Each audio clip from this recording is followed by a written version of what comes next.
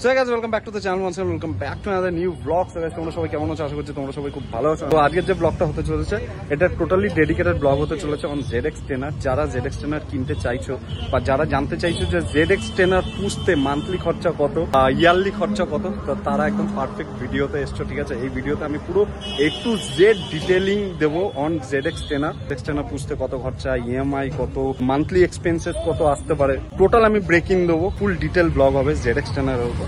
So guys, এখানে check করো guys, এটা হচ্ছে আমাদের ZX10, মানে আমার এক ভাইয়ের ZX10। এই বাইকটার ব্যাপারে সবাই অলমোস্ট সবকিছুই জানে, তো আমি বেশি ডিটেলিং এ যাবো না। মানে লাইক বাইকের মধ্যে কি কি আছে দেখো গাইস, এটা তো ইনলাইন 4 সিলিন্ডার BHP আমি অত ডিটেলস যাবো না। অত ডিটেলসে গেলে গাইস ব্লগটা অনেক বেশি লম্বা হয়ে যাবে। আর পিছনে আমাদের এই ভাইটা রেডি করছে, কারণ এরপরে ক্যাফেটা সেট আপ হবে। তো এই বাইকটার ব্যাপারে পুরো ডিটেলিং আমি ব্রেক ইন খরচা আমি তোমাদের আজকে জানাবো। আমরা যখন কোনো বাইক পারচেস করার চিন্তা ভাবনা করি, সবার আগে আমাদের মাথায় যেটা ক্লিক করে, যেটা হিট করে, সেটা হলো বাইকের প্রাইস কত।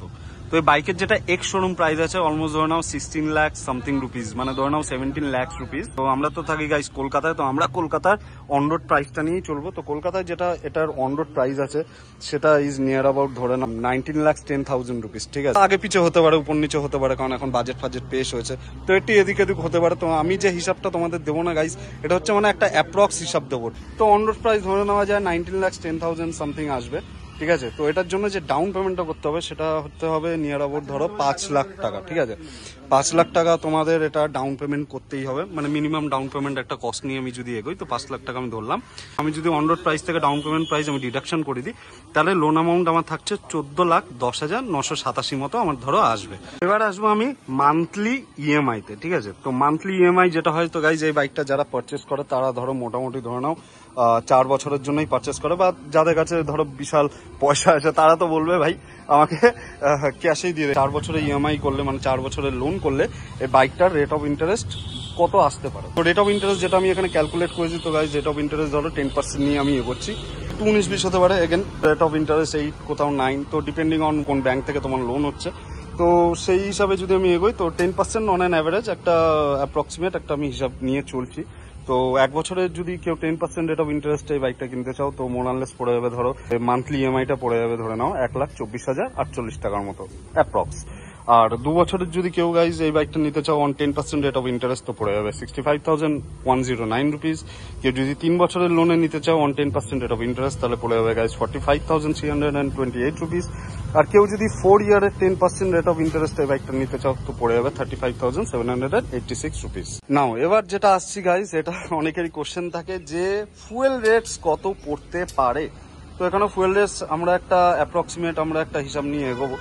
তো যদি আমি ধরে নিই এই বাইকটা 15 কিলোমিটার পার লিটার মাইলেজেই যদি চলে, এটা কোম্পানি ক্লেম করে, but it depends on how you ride, it depends on which terrains you are riding, তোমার রাইডিং স্টাইল কেমন, অ্যাগ্রেসিভ না নর্মাল, তো তার উপরে অনেক কিছু এটা ডিপেন্ড করে অ্যান্ড ফ্ল্যাকচুয়েটও করে।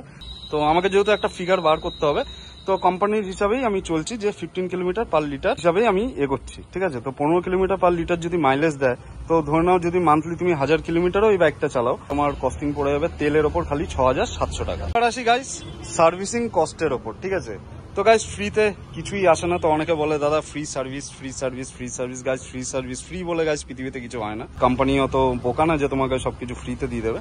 তো এই গাড়িটা টোটাল 3টে সার্ভিস হয়। ঠিক আছে, ফার্স্ট সার্ভিস যেটা হয় সেটা হচ্ছে আইদার 1 মান্থ অর 1000 কিলোমিটার, মানে যেটা আগে হবে। তো ফার্স্ট সার্ভিসে কস্ট মোটামুটি ধরে নাও 10,000 রুপিস চলেই আসে এদিক ওদিক সেদিক করে, যদি না কিছু চেঞ্জেস হয়।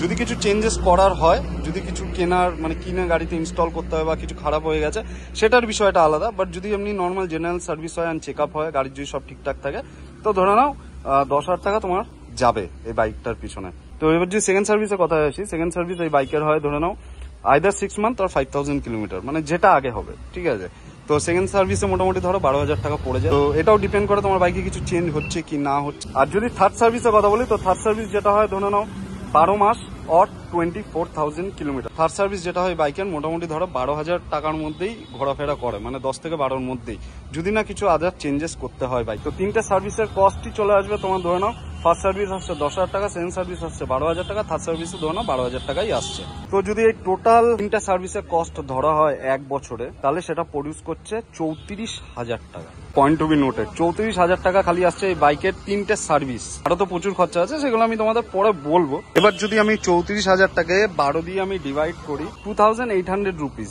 অ্যাপ্রক্স। তো আমি 3,000 মেনে করছি, ঠিক আছে, ক্যালকুলেশন করতে সুবিধা হবে আর তোমাদেরও বুঝতে সুবিধা হবে। তো 3,000 টাকা প্রত্যেক মাসে গাইস সার্ভিসিং এর জন্য তোমায় রেখে দিতে হবে।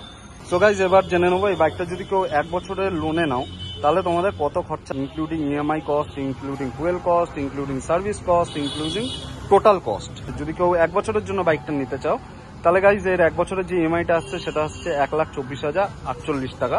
ফুয়েল কস্ট যেটা আসবে ধরে নাও 6,700 টাকা, আর মান্থলি 3,000 করে সার্ভিসিং এ তোমায় রাখতেই হবে, তাহলে আসবে 3,000 টাকা। টোটাল কস্ট যেটা আসবে সেটা আসবে হচ্ছে 1,33,748 টাকা মেনটেন্যান্স কস্ট ফর 1 ইয়ার যদি কেউ 1 বছরের লোনে নাও। কেউ যদি 2 বছরের লোনে নাও, তাহলে ইএমআই পড়ে যাবে তোমার 65,109 টাকা, ঠিক আছে। ফুয়েল কস্ট ওই সেমই থাকছে, ঠিক আছে, আর সার্ভিস কস্ট যেটা থাকছে ওটাও সেম থাকছে 3,000 টাকা। তাহলে 2 বছরের জন্য কেউ যদি এই বাইকটা নিতে চাও, তাহলে তার টোটাল কস্ট আসবে 74,809 টাকা ইয়ারলি। কেউ যদি 3 বছরের জন্য নাও, তাহলে ইএমআই পড়ে যাবে 45,528 টাকা, বাকি ফুয়েল কস্ট আর সার্ভিস কস্ট একই থাকছে। আর যে টোটাল কস্টটা পড়ে যাবে সেটা পড়ে যাবে গাইস 55,228 টাকা। কেউ যদি 4 বছরের জন্য নাও, তাহলে ইএমআই পড়ছে 35,786 টাকা, ফুয়েল কস্টও সেম থাকছে, সার্ভিস কস্টও সেম থাকছে, আর টোটাল যেটা কস্ট পড়বে ইয়ারলি সেটা হবে গাইস 45,486 টাকা। সো গাইস এই বাইকটা যদি গাইস কেউ 1 বছরের জন্য নিতে চাও, তাহলে তার টোটাল এক্সপেন্সেস পড়বে 1,33,748 টাকা। বাইক যখনই তোমরা কিনবে, তোমাদের 3 টাইমস ডবল পয়সা হওয়া চাই মান্থলি ইনকামে। যে মান্থলি ইনকাম ইন্টু 3 করলেই আই থিঙ্ক বাইকটাকে সে প্রপার ভাবে মেনটেন করতে পারবে। না হলে ওই গাইস যেটা হবে যে আজকে ব্রেক শু কেনার পয়সা নেই, কালকে তেল ভরার পয়সা নেই, পরশু বাইক মেনটেন করার পয়সা নেই। তো সেই হিসাবে যদি আমি ধরি যে 1,33,748 টাকা করে যদি 1 বছরে পড়ে, তাহলে 3.5 লাখ থেকে 4 লাখ টাকা তোমার মান্থলি ইনকাম থাকতে হবে। যদি কেউ 2 বছরের জন্য নাও, তাহলে পড়ে যাবে 74,809 টাকা। আর তার জন্য গাইস তোমার 2 লাখ থেকে 3 লাখ টাকা তোমার কাছে অল টাইম থাকতে হবে। আর যদি 3 বছরের জন্য নাও, তাহলে দাম পড়ে যাবে বাইকটার 55,228 টাকা, মানে টোটাল এক্সপেন্সেস পড়ে যাবে 55,228 টাকা। আর মান্থলি ইনকাম থাকতে হবে মোটামুটি 1.5 লাখ থেকে 2 লাখ। 4 বছরের জন্য যদি এই গাড়িটা কেউ নিতে চাও অন লোন, তাহলে টোটাল এক্সপেন্সেস পড়ে যাবে 45,468 টাকা। আর তার জন্য তোমার মান্থলি ইনকাম থাকা উচিত 1 লাখ থেকে 1.5 লাখ। এটা তো গেল bike expenses and monthly income, মানে তোমার কত পকেটে থাকা চাই যাতে তুমি এই বাইকটা একদম খুব দারুণ ভাবে তুমি ইউজ করতে পারো। এছাড়া আমি প্রচুর লোককে দেখেছি যে গাইজ বাইক তো কিনে নিচ্ছে বাট মেনটেন করতে পারছে না, যার কারণে গাইজ বাইক বিক্রি করে দিচ্ছে। তো গাইজ আমার এটা মনে হয় যে যখনই কোনো বাইক কিনবে, সবার আগে গাইজ আগে দেখো যে তোমার পকেট কতটা পারমিট করছে। এই না যে আমি শো অফ করবো, লোক দেখো গাইজ যারা এসব করেছে গাইজ তারা কেউ বাইক রাখতে পারে।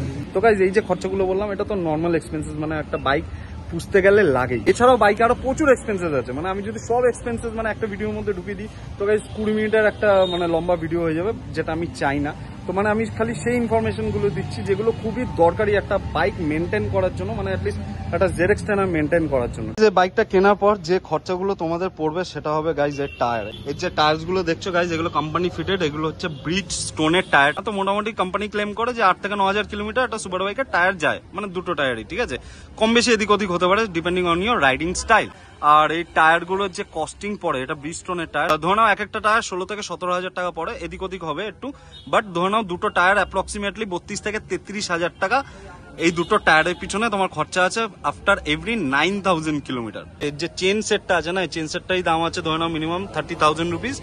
একটু এদিক ওদিক হতে পারে কারণ জিএসটি বিএসটি অ্যাড হবে। যদি ঠিকঠাক চালানো যায় তো গাইস 30,000 কিলোমিটার কোম্পানি বলে যে চলে, হয়তো একটু কমই চলবে কারণ কোম্পানি যে ট্যারেন্স এইসব গাড়ি টেস্ট করে সেসব ট্যারেন্স আলাদা। অ্যান্ড গাইস এরপর আসি মেন যেটা মানে আরেকটা কস্টলি পার্ট এই বাইকের, রিপিটেডলি চেঞ্জ করতে হয়, that is guys it's brake pads. মানে যেহেতু এটা ডুয়াল ডিস্কের, তো সামনে দুটো ব্রেক, ওর জন্য দুটো ব্রেক প্যাডস, আর পিছনে একটা ব্রেক প্যাড, ঠিক আছে।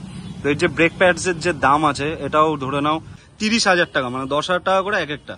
আর এর সামনে লাগানো আছে গাইস ব্রেমবোর ব্রেক প্যাডস, পিছনেও ব্রেমবোর ব্রেক প্যাডস। তো এর যে ব্রেক প্যাডস, এগুলো বেশি দিন চলে না, ঠিক আছে। এগুলো মোটামুটি ধরে নাও 7,000 to 8,000 কিলোমিটার চলে। Again it depends on your riding style, তুমি কিভাবে বাইক চালাচ্ছ। তো প্রত্যেক 8,000-7,000 কিলোমিটার পর পর তোমাকে ব্রেক শু চেঞ্জ করতে হবে, মানে ব্রেক প্যাড ব্রেক শু যাই বলো, brake pad brake shoe change করতে হবে। তো পড়ে যাবে প্রায় 30,000 টাকা। তো আই গেস তোমরা বুঝে গেছো যে বাইকের খরচা, মিনিমাম খরচা কত আসতে পারে ইয়ারলি বা মান্থলি, এটা তোমরা তোমাদের মতো ক্যালকুলেশন করে নিও। আমি একটা জেনারেল আইডিয়া দিলাম যে অনেকে জানতে চায় যে কত টাকা লাগতে পারে আমাদের একটা সুপার বাইক মেনটেন করতে গেলে, তো সেটাই আমি এই ভিডিও থ্রু তোমাদের জানালাম। আর বাকি তোমাদের যদি এই ভিডিও ভালো লাগে তো তোমরা অবশ্যই নিচে কমেন্ট সেকশনে জানিও যে আরও কোন বাইকের maintenance cost, yearly maintenance cost তোমরা জানতে চাও। বাকি এখানে G900 আর ওখানে আমাদের RC 390ও আছে। তো তোমরা যদি এই বাইকগুলোরই বা আদার্স অন্য কোনো যে কোনো বাইকের যদি তোমরা এরকম ইয়ারলি মেনটেন্যান্স কস্ট জানতে চাও তো গাইজ নিচে কমেন্ট সেকশন খোলা আছে, মানে গিয়ে জানিয়ে দিতে পারো, and I will make the video for you. তো চলো গাইজ আজকে ব্লগটা তাহলে এখানেই এন্ড করছি। ব্লগটা আমি বেশি লম্বা করছি না, এটা একটা খুবই short and simple informational video ছিল। অ্যান্ড ভিডিওটা যদি ভালো লেগে থাকে you know what to do, like, share and subscribe. আর বাকি গাইজ আমার চ্যানেলে আরো প্রচুর ভিডিওজ আছে, তোমরা গিয়ে একবার চ্যানেলটা ঘুরে দেখতে পারো, আশা করছি তোমাদের ভালো লাগবে। তো চলো গাইজ তাহলে আজকে ব্লগটা এখানে এন্ড করছি। তো thank you for making me a part of it, till then just until the wind and keep moving and see you in my next video.